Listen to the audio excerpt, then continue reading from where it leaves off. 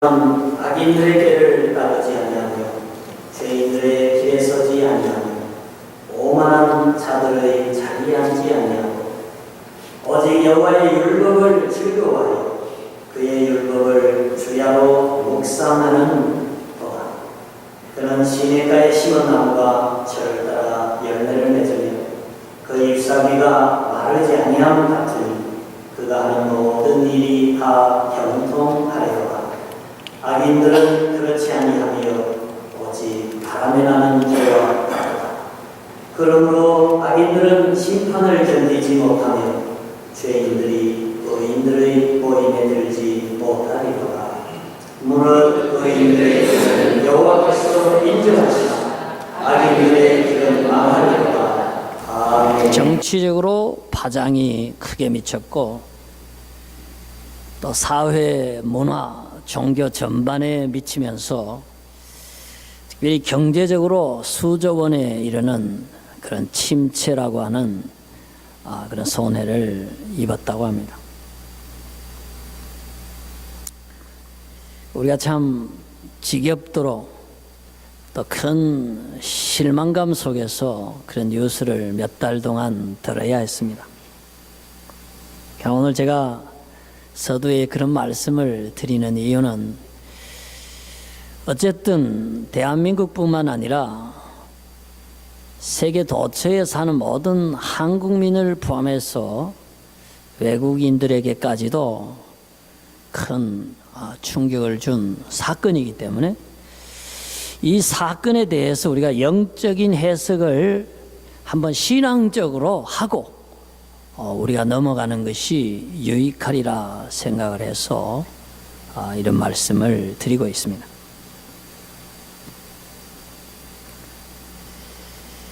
우리가 그 세월호 그 회사의 궁극적 사주라고 생각되어지는 그 유병헌 씨가 사실상 구원파를 이끄는 교주다 하는 것은 이제 다 알려진 사실입니다. 사실 구원파가 교회에서 이단이라고 얘기했을 때에 사람들은 많이 귀담아 듣지 않았습니다. 기독교 안에 있는 한 종교의 분파인가 보다. 그저 이 정도로 사람들이 쉽게 생각하는 경향이 있었습니다.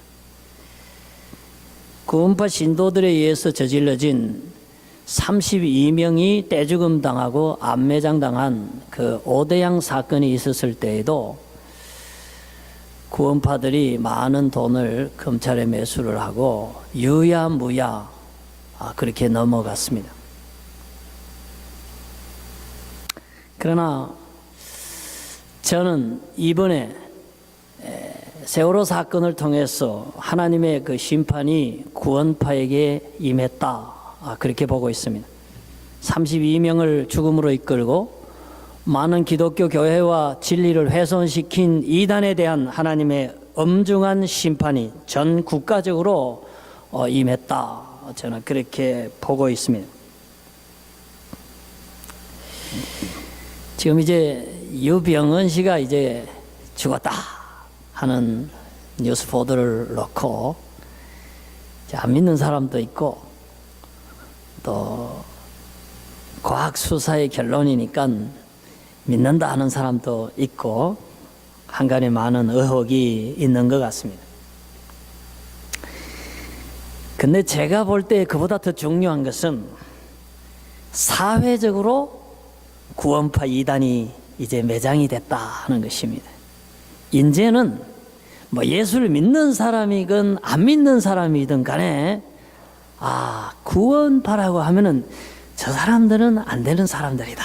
우리 사회에 큰 폐해를 주는 그런 사람들이다 하는 그런 큰 깨달음과 경각심을 심어줬다 이렇게 생각을 합니다.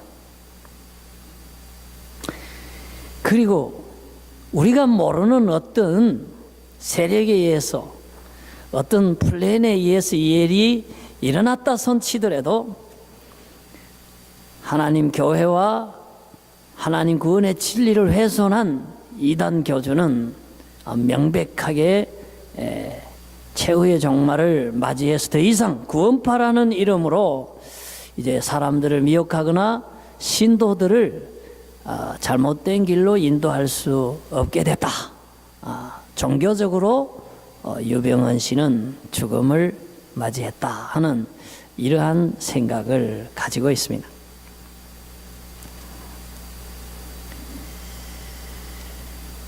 그래서 그 사람이 정말 죽었느냐, 왜 죽었느냐, 이제 그런 거는 저한테 묻지 마시고 우리 허장노님이나 우리 허진 집사님한테 물어보시기 바랍니다. 어쨌든 제가 목사로서 신앙인으로서 생각하는 것은 이단 사슬, 진리를 훼손한 그런 죄인들이 필경은 도탄에 빠졌다. 하나님의 심판을 받아서 이제 그런 종교적 죽음, 또 사회적인 죽음을 확실하게 맞이했다 하는 게 하는 얘기를 제가 지금 하고 싶은 것입니다. 저는 오늘 세 번째로 행복에 관해서 설교를 하고 있습니다.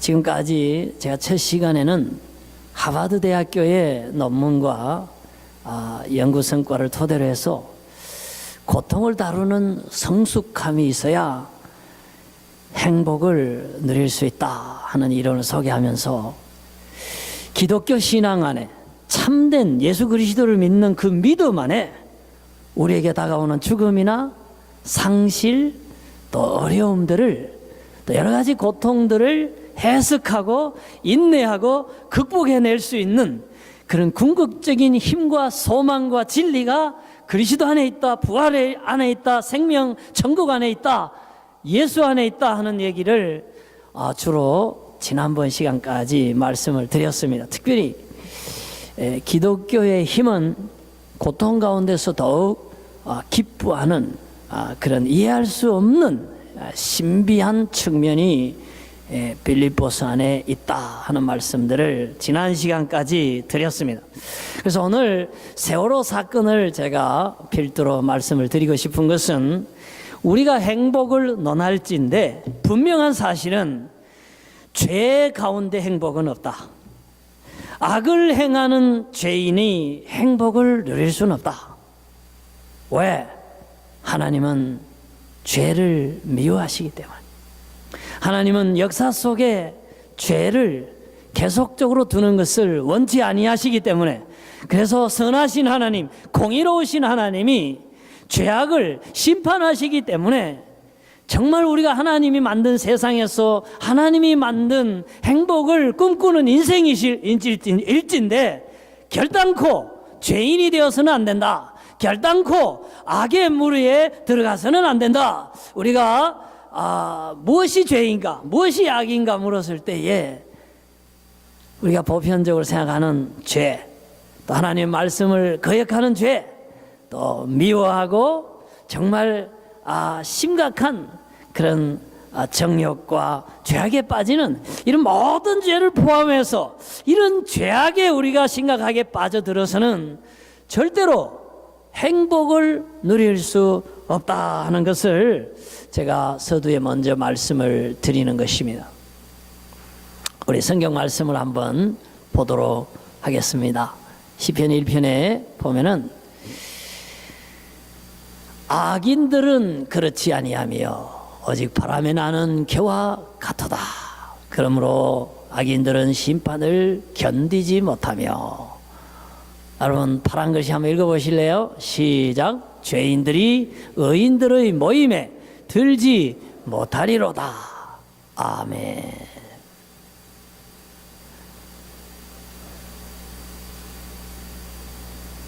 악한 사람들은요, 바람에 나는 겨와 같대요. 겨. 제가 어릴 적에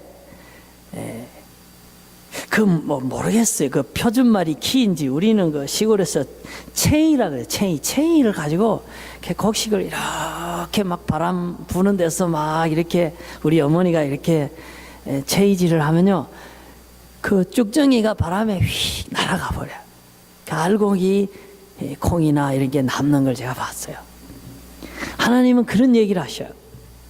죄를 지었다. 누가 죄인이다. 계속적으로 악에서 떠나지 못한다. 하나님이 키로 심판을 하시는, 바람에 다 훅 불려 날아가 버리는 인생이고 만다 하는 얘기를 하고 있습니다. 이게 지나가는 별 볼 일 없는 나그네가 한 말 같으면 우리가요 그 귀담아 들을 필요가 없습니다.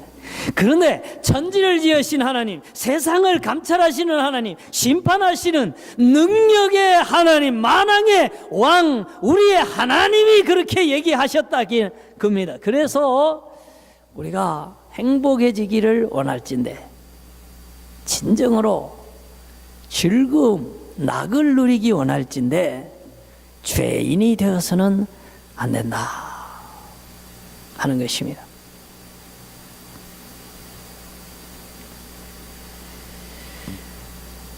그래서 저는 윤동주 시인이 그 하늘을 향해서 한 점 부끄럼 없기를 입새에 이는 바람에도 괴로워했다 하는 그 시기처럼 어떻게 하면 범죄하지 아니할까? 어떻게 하면 하나님 보시기에 악한 그런 모습을 보이지 아니할까? 어떻게 하면 참 의롭게 살까 하는 고민들을 하면서 살아야 된다. 그래야 하나님이 행복을 보장해 주신다 하는 것입니다.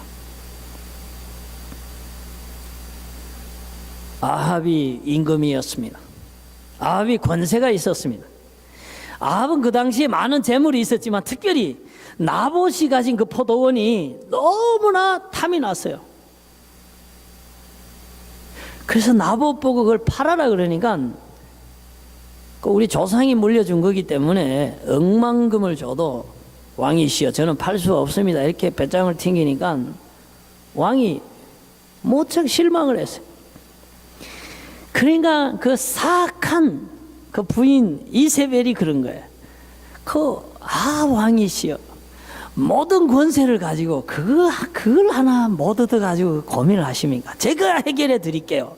이러고는 거짓 증인을 2-3명 세워가지고는 하나님을 못 오겠다 나봇이 그렇게 증인을 하게 하고 재판을 해서 사형에 처해버려서 돌로 쳐 죽여버리고 그 재산을 뺏어버렸어요. 하나님께서 그 아합과 이세벨의 그 죄악을 여기 보면 wicked, 굉장히 사악하게 생각하신 거예요. 그래서 아합이 망했습니다, 여러분. 전쟁에서 퇴폐하고 죽었습니다. 그리고 그 부인 이세벨은 반란이 일어날 때에 그 왕궁에서 떨어져 죽었는데 그 시체를 왕비지만은 장사를 못했습니다. 개가 다 먹어버렸습니다. 근데 성경은 분명하게 얘기합니다. 그 왕과 왕비가 죽은 것은 죄악 때문이다. 사악함 때문이다. 그렇게 성경은 얘기합니다. 여러분, 하나님은 살아계십니다. 하나님은 죄악을 미워하십니다. 물론 우리가 죄를 짓는 순간에 바로 심판하지는 않습니다. 하나님이 회개하기를 기다리고 회개할 찬스를 주시고 인내하고 여러 번 선지자를 통해 보내고 회개할 기회를 주십니다. 그럼에도 불구하고 끝까지 사악함을 고집하고 죄에서 떠나지 아니할 때에 하나님은 심판을 하시는데 하나님이요 벌 주실 때에는 회초리 한 번 때리고 말지 않습니다. 아주 혹독하게 완전하게 다스린다는 것을 우리가 알아야 됩니다. 그래서 진짜 내가 생명을 원하고 내가 평안을 원하고 내가 번영을 원하고 내가 하나님이 주시는 기쁨과 감사와 행복을 원한다면 제일 먼저 우리가 해야 할 게 뭐냐? 악을 청산해야 됩니다. 죄에서 떠나야 됩니다. 죄를 지어서는 안 된다 하는 것입니다. 그럼 어떻게 해야 되는가? 저는 죄를 짓지 말아야지 하는 생각도 필요하지만 그거보다는 어떻게 하면 선을 행할까, 어떻게 하면 의롭게 살까, 어떻게 하면 하나님을 기쁘시게 할까, 이런 밝은 측면에서 생각을 하는 게 더 현실적이고 전향적이라고 생각하고 있습니다. 우선 하나님 말씀을 한번 보시죠. 우리가 왜 그러면 악을 행해서는 안 되고 선을 행해야 하는가 했을 때에 정말 선하게 사는 사람, 믿음으로 사는 사람, 하나님 보시기에 합당하게 사는 사람들은 시냇가에 심은 나무, 시냇가에 심은 나무처럼 잘 된다 그랬어요. 그래서 우리가 선하게 살아야 됩니다. 왜? 시냇가에 심은 나무가요, 철을 따라 열매를 맺는다. 그리고 잎사귀가 마르지 않는다. Whatever he does prospers. whatever 상황이 어떻든지 간에, 사람들이 뭐라고 하든 간에, 돈이 어떻게 들어오고 나가든 간에, whatever 하나님이 의인들과 함께 하십니다. prospers. 번영을 하나님이 책임지십니다. 이것이 바로 우리가 행복해지기 위해서 왜 선하게 살아야 되는가, 왜 의롭게 살아야 되는가, 왜 하나님 앞에 선함이 있어야 되는가, 그걸 설명해 주는 강력한 진리의 근거가 되는 것입니다. 우리 스포츠 용어에 그런 말이 있어요. 공격이 최선의 방어다. 간단한 말 같지만은 여러분 그 운동을 게임을 해보면 그 말이 상당히 좋은 말이다, 맞는 말이다 하는 그런 얘기를 깨닫게 됩니다. 우리가 이 수비만, 디펜스만 하고 있으면요, 실점은 안 할 수 있지만 득점은 못해요. 공격을 해서 득점을 하게 되면은 여간 실점이 있어도 득점이 더 많으면 이기는 거 아니에요. 그래요. 우리가 죄짓지 말아야지, 실수하지 말아야지, 이렇게 자꾸 생각하는 것도 필요하긴 해요. 왜냐하면은 그래야 죄가 틈타지 못하고 사단이, 악이 틈타지 못하기 때문에 그런 경계를 하면서도 우리는 더 나아가서 어떻게 전도를 할까, 어떻게 사랑을 할까, 어떻게 하나님을 높여드릴까, 어떻게 진리가 충만하게 할까, 이런 적극적인 측면에서 우리가 삶을 추구하는 게 더 선하게 살아갈 수 있는 지혜가 아닌가, 이렇게 생각을 합니다.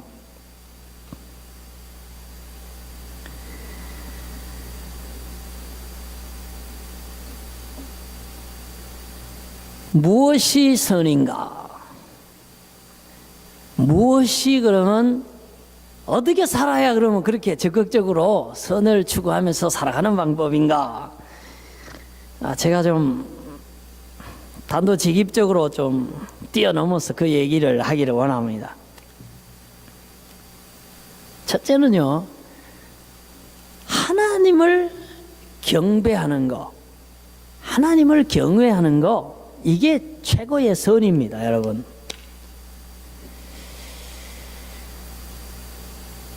가만히 한번 생각해보면 아주 상식적으로 쉽게, 제가 우리 집에 강아지를 키웁니다. 우리가 강아지를 샀어요. 우리가 강아지를 씻겨줘요. 우리가 강아지 똥을 치워요. 우리가 강아지 먹이를 줘요.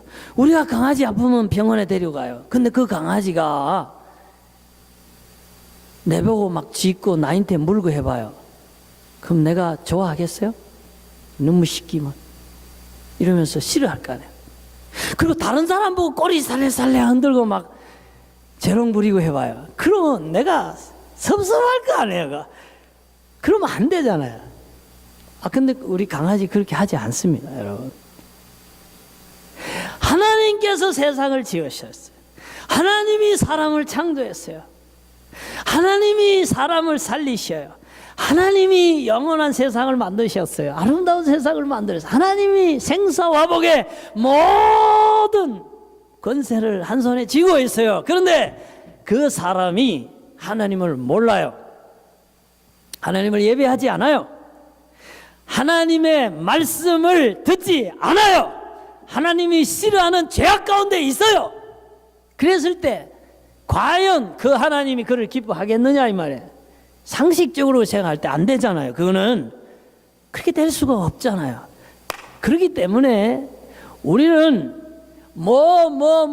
선한 일 얘기했을 때에 제일 먼저 우리가 해야 될 일이 뭔가? 제일 선한 일이 우리를 지으신 창조주를 알아보는 것, 그리고 우리를 자기 아들을 희생시키고 우리를 구원하신 그 놀라운 사랑에 감사하는 것, 이게 바로 하나님을 경외하는 거예요. 그 은혜에 감사하고 그분에게 예배드리고 정말 그분을 경외하는 것, 월십하는 것, 이것이 바로 인간이 하나님 앞에 살아갈 수 있는 첫 번째 선이고 마땅히 해야 할 선이다. 그래서 믿음이 중요한 것입니다.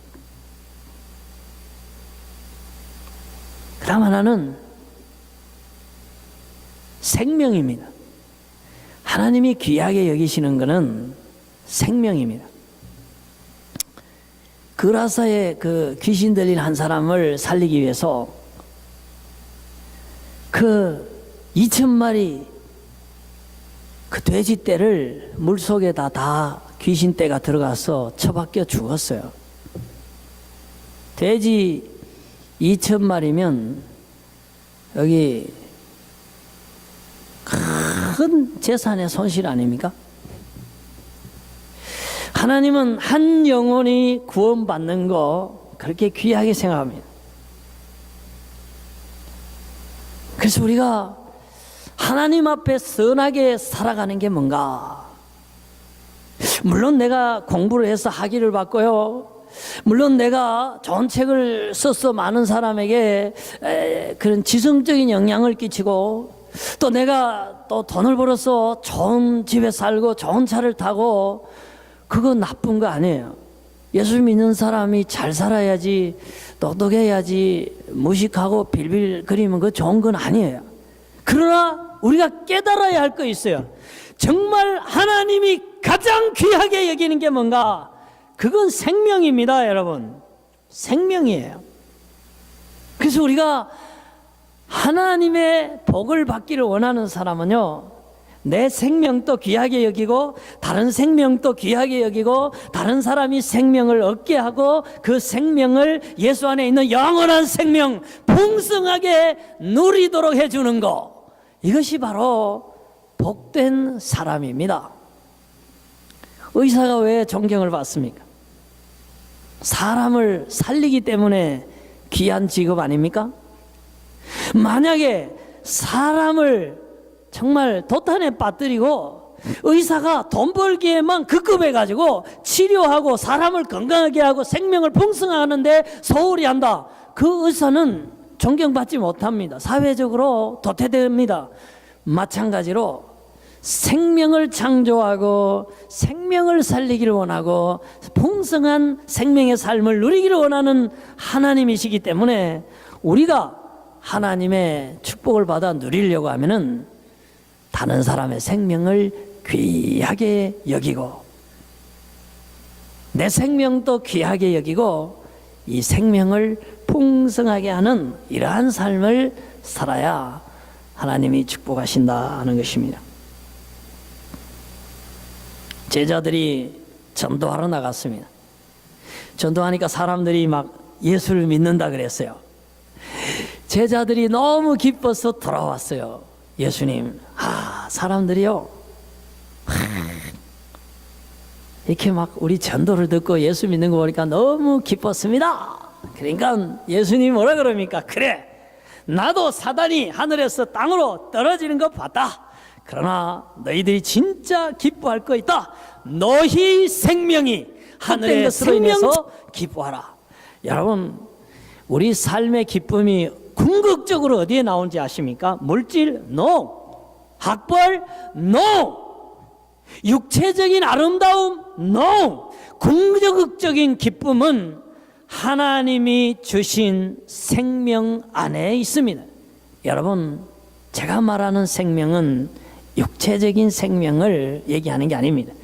하나님이 주신 영원한 생명, 천국에서 누리는 영원한 생명, 이 세상의 어떤 아름다움도 설명할 수 없는 신적인 아름다움을 누리는 그 생명, 하나님의 아들, 신의 소생으로서 가지는 그 생명의 무궁한 기쁨, 그리고 구원의 감격을 얘기하는 것입니다. 그래서 우리가 그 구원의 감격, 그 생명이 살아있음을 기뻐하는 것, 남에게도 이 기쁨, 이 생명을 베풀어주는 것, 이러한 삶이 바로 우리 삶에 행복을 가져다 주는 것이다 하는 것입니다. 제가 이제 저녁에 힐링 캠프, 그 TV에 그런 게 있어요. 그게 누가 나왔냐면은 신랑이 그 차인표, 자기는 시네라, 시네라가 나왔어요. 근데 그 시네라가 무슨 뭐 상 받은 건, 큰 상 받은 건 하나도 없다 그러더라고요. 근데도 그 힐링 캠프에 나와서 활짝 웃으면서 아주 활달한 성격으로 뭐 얘기를 재밌게 잘 하더라고요. 그래서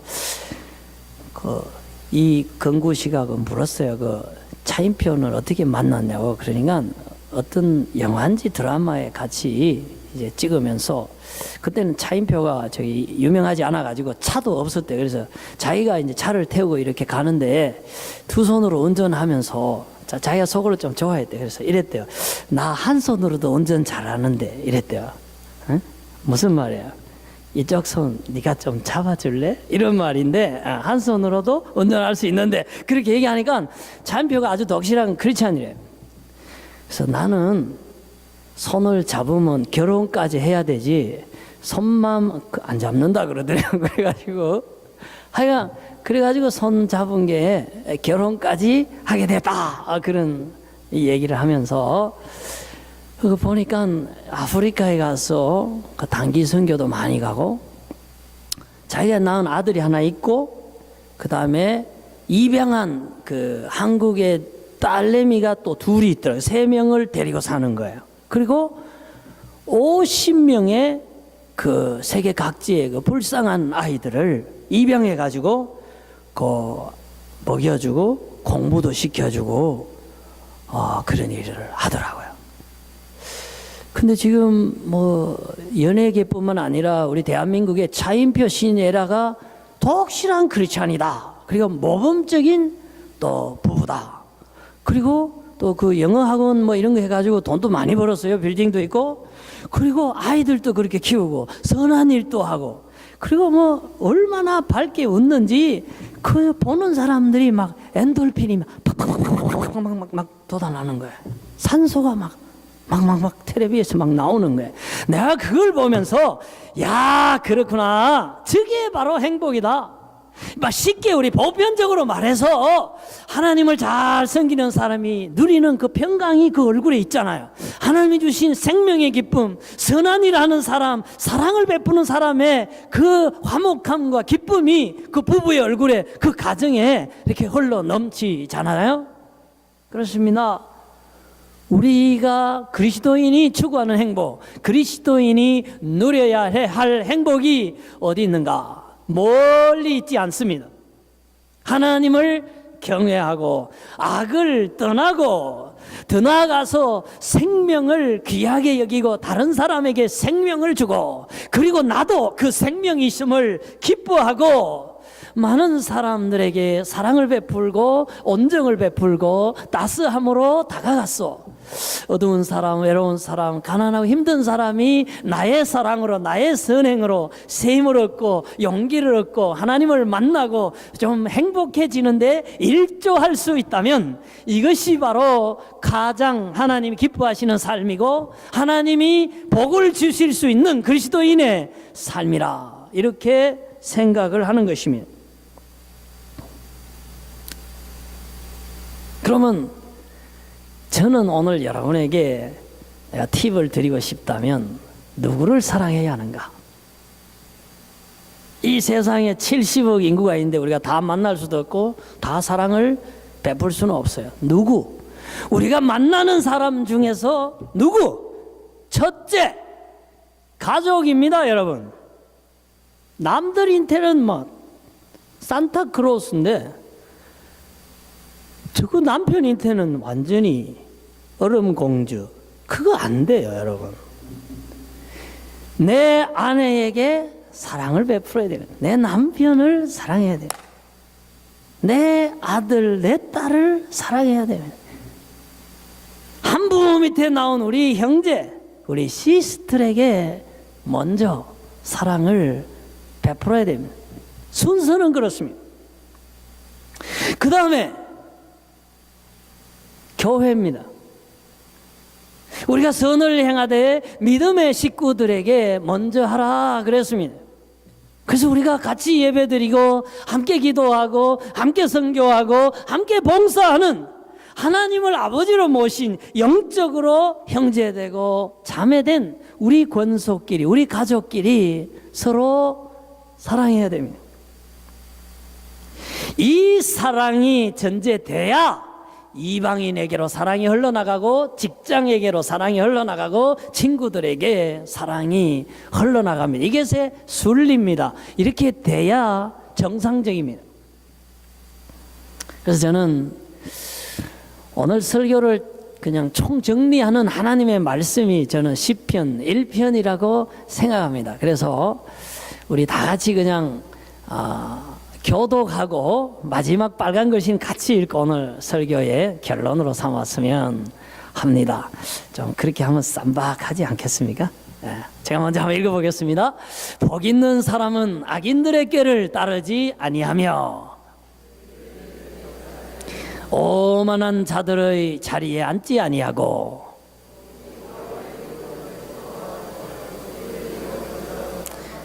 그는 시냇가에 심은 나무가 철을 따라 열매를 맺으며 그가 하는 모든 일이 다 형통하리로다. 그러므로 악인들은 심판을 견디지 못하며 무릇 의인들의 길은 여호와께서 인정하시나 악인들의 길은 망하리로다. 아멘. 기도하겠습니다.